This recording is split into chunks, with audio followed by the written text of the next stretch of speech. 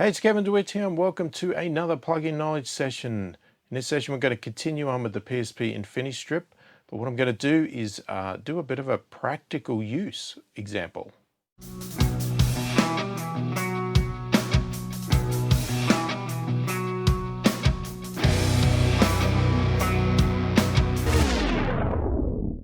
Firstly, if you're new to my channel and new to my videos and you like what you see, please click the thumbs up, subscribe to the channel, click the notification bell to be notified of all my future videos. So we've done a few videos now on the PSP InfiniStrip, and I just wanted to wrap it up here with, I guess, a practical use of it. So I'm going to sort of pull up a song of mine, just an instrumental here, and do a bit of a quick sort of mix on it, showing some examples of how I would use the PSP InfiniStrip across it, and actually just see how it performs, to be honest, because at the moment, up to this video, I've been running it just in isolation on one channel at a time sort of thing, just showing examples of how each of the modules work, etc. But I haven't really used it in anger and placed it on multiple tracks or even all the tracks just to see what is the performance, what's the hit on my PC, will it take the load, will it be able to function? So we'll sort of go into that, but I'm not going to go into a deep analysis of performance, but definitely just sort of a rough example of it, and we'll just see what sort of results we get out of it. Hopefully you'll get a few things out of it. So let's just get into it, and we'll see what we get out of it. All right, we are in Cubase now, and I have my session up here. So this is an instrumental song. It's just one of my songs. So I've just got basically all the tracks laid out.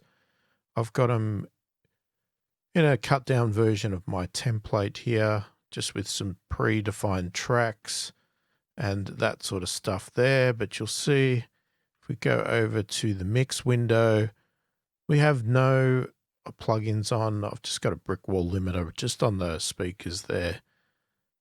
I just put that there for preventative reasons, just in case I decide to do something stupid and it blows.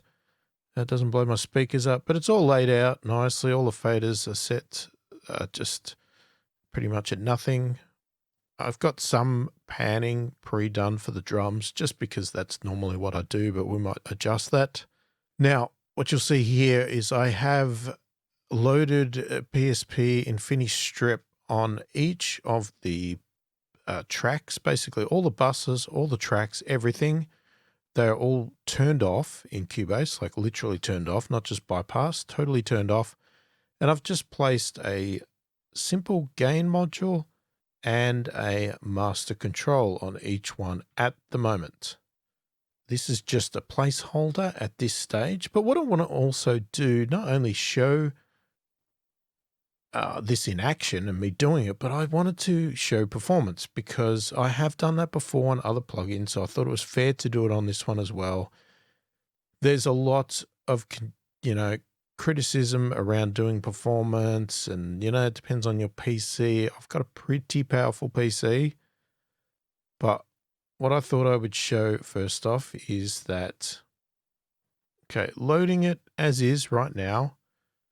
Obviously, there's other stuff running on this computer. I've got to obviously record this and all that sort of stuff. So it's not totally clean as in nothing else is running. There is stuff running, but I just thought I'd show you the baseline. So the baseline at the moment with the project, as it stands with the plugins all turned off, is we've got a CPU sitting around 10% and 40% memory. Right, you can see Cubase here. It's only taking 3% at the moment. We're obviously not playing any audio. This is just sitting there.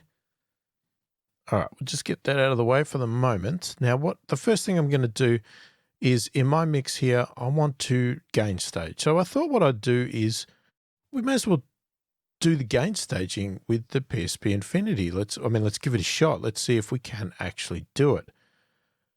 So the first thing I'm going to do is basically turn on all of these plugins, and we'll check the performance again with just these modules loaded. All right, so we've got all our tracks preloaded. We've got the PSP InfiniStrip on every single track bus. It includes everything, right? Effects channels, basically everything here has been loaded with InfiniStrip with a gain module and master control. They are turned on, and I have put the appropriate type on each, right? So if I have a mono track, I have a mono version of the plugin. If I have a stereo track or a stereo bus, I have a stereo version of the plugin, right? So I'm going for the most common sense approach, the most efficient. I'm not placing mono tracks on stereo tracks or anything like that. And if we have a look, we have quite a few tracks here. Just ignore these VCAs. That's nothing's on them. That's a different concept. It's more like just a fader. It's not a channel as such. And we're going to ignore this focal output here. We're just going to concentrate on this mix bus channel. Okay, now what I'm going to do first off is I'm going to turn our mix bus down to absolute 0 because nothing has been mixed. So if I was to play this right now, it would probably blow my head off. So we're going to start by trying to do some gain staging. So we're going to actually come back to here, and I'm actually going to open the channel edit window. Now I'm just going to find a spot where it looks like it's quite loud. And I'm going to pull this up, and we're going to have a look, because I don't even know. I haven't even tried this yet to see, okay, well, what can we do in regards to gain staging? Now, one thing I did want to test, and this is probably a little bit off topic, but I am quite interested to see a VU meter, which I've just put in front. It's not doing any adjustment. It's just measuring it, because I was curious about these in and out lights. So let's just have a look at that now. So if we get this track here,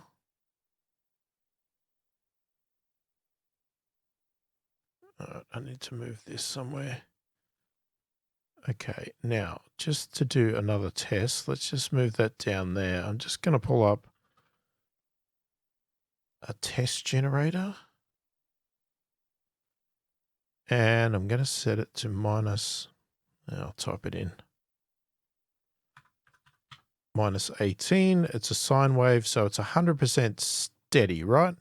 So you can see there, it's on the 0 line. I've got this set to minus 18 on the VUMT. And here is our gain plugin here. And you can see on the meter of the master control, that looks pretty much like minus 18 to me. So that's where we want to be targeting in our gain staging. And I wanted to see these green lights. So they're definitely green at minus 18. Now, if I was to push this louder,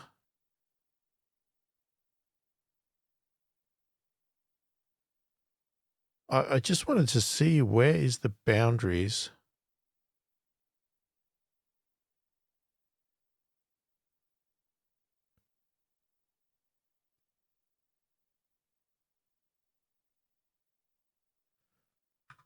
So minus 10 is still green.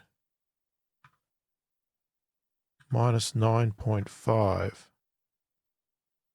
Minus 9.6.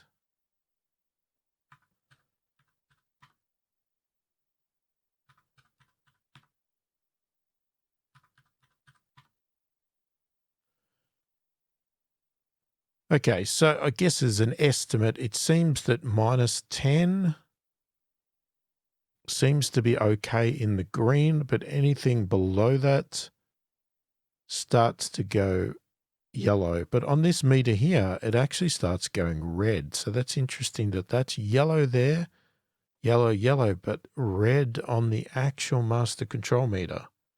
So I'm not sure if that's deliberate or not. I just wanted to see, because I was curious to see if they were indicating this was the sweet spot and it was minus 18.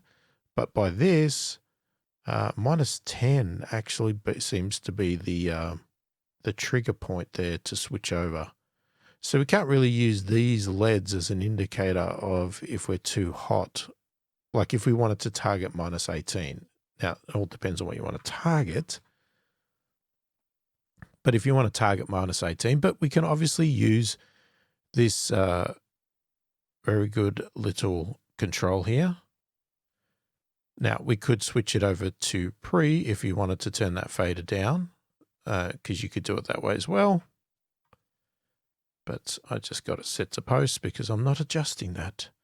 All right, so we can get rid of these. So let's remove them. I was just curious about that.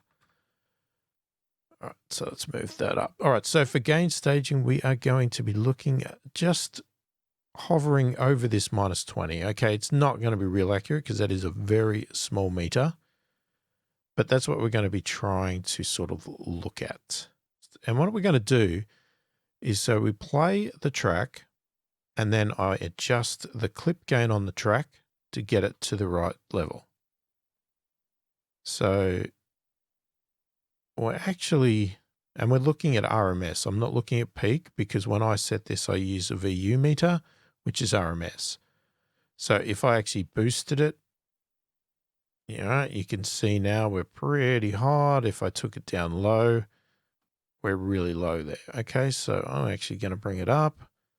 And 0 was actually pretty much on the money. All right. So I'm going to close that now. We're going to switch over to the other one, and we lost the window. So then we basically pull up the plugin on the next one. So we're going to go over to there. Okay, we've got the gain on 0. We'll probably have to do that because that probably has happened on a lot of tracks. Now, if we look here, you can see the kick here to me is a bit hot. So I'm going to bring it down. Going to keep bringing it down. Maybe a touch up. Oh, no.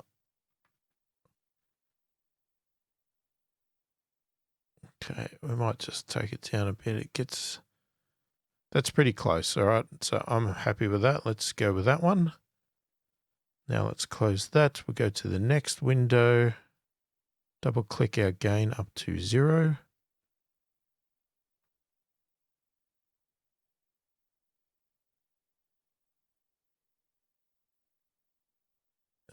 It's indicating the snare could be a bit louder, but oh, it just peaked a little bit. So I reckon there's good.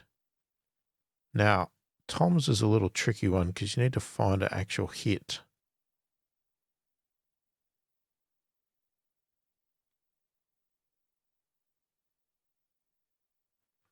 Yep, that's too loud. Let's take it down. A little bit too loud still.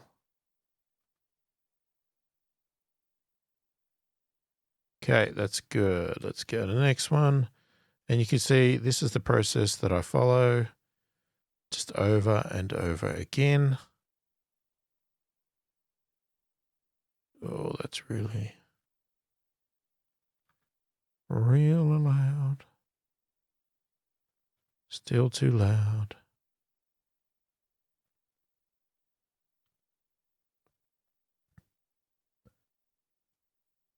All right. Now with toms, it's a little bit, it's not quite, what do you call it? It's not quite RMS because they're really only one hits anyway. So it's actually pretty much peak.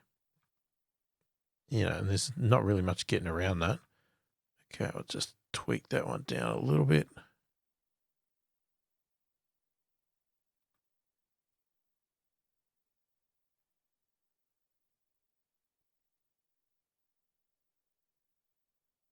All right. It's a bit of a tedious process, I do admit. So whether you do this or not is entirely up to you. But this is how I would do gain staging in this case with the PSP meters. At least know their meters are accurate based on the VUMT meter because that's usually accurate. Well, it's been accurate over time I've ever used it. All right, so the hi-hat there, we peak up about there, so I actually might take it down a notch. It's just the peak. Now, hi-hats are very hard to sort of gain stage because they are very sporadic.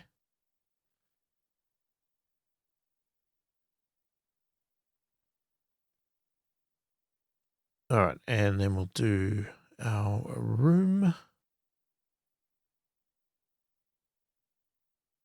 That's pretty good, actually. I'm happy with that. I'm not going to touch that. Right, so that's our drums. So let's get that out of the way. Now we have bass. We want to get to a loud part. Now, one thing I did forget to do was that I turned these all on and I was supposed to show the performance.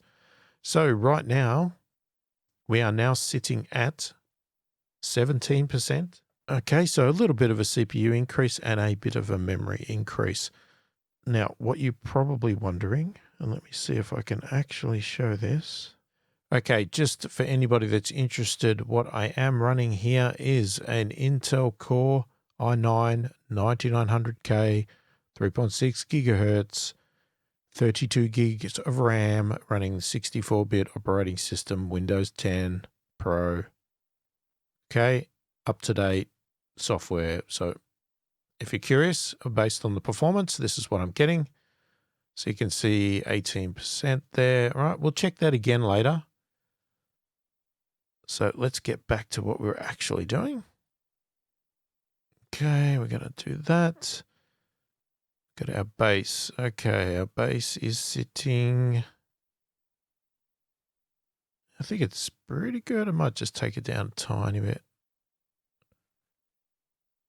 That's fine. All right, we only have one bass track, so let's get out of that. So let's have a look at our guitars. Now, guitars are in very different spots. So